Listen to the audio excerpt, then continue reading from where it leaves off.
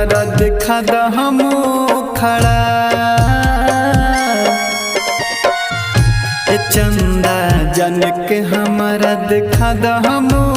खड़ा कि उनका बिना न लागे दिल जियल भइल मुश्किल कि उनका बिना न लागे दिल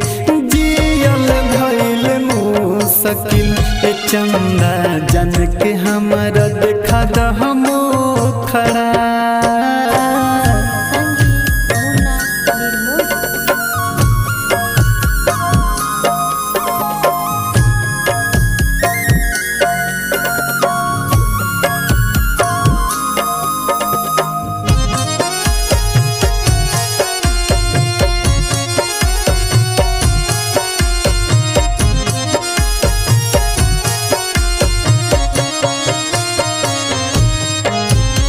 कितना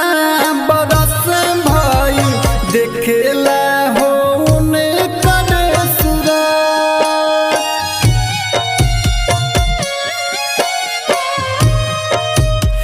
पहिले तरहलियू सुन न हमार मुराद करी गोहर सुना तुहसरू सल बाटे सब हमसे कैसे सुनाई अपन दिल के दुखड़ा कैसे सुनाई अपन दिल के दुखड़ा उनका बिना न लागे दिल जियल भइल मुश्किल उनका बिना न लागे दिल जियल भइल मुश्किल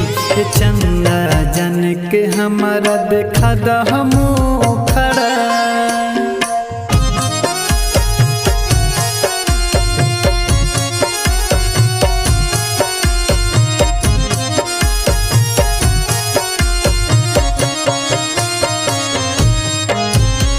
पता नहीं लागे बाड़ी कवाना हो परदेश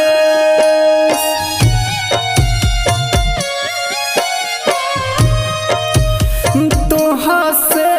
कहिले बता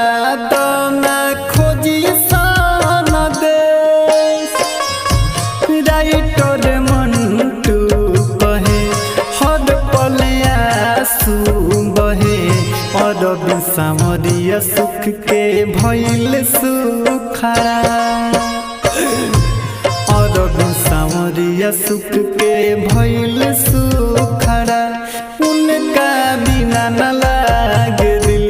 जियल भइल मुश्किल उनका बिना न लागे दिल जियल भइल मुश्किल चंदा जन के हमारा देखा द हम खड़ा।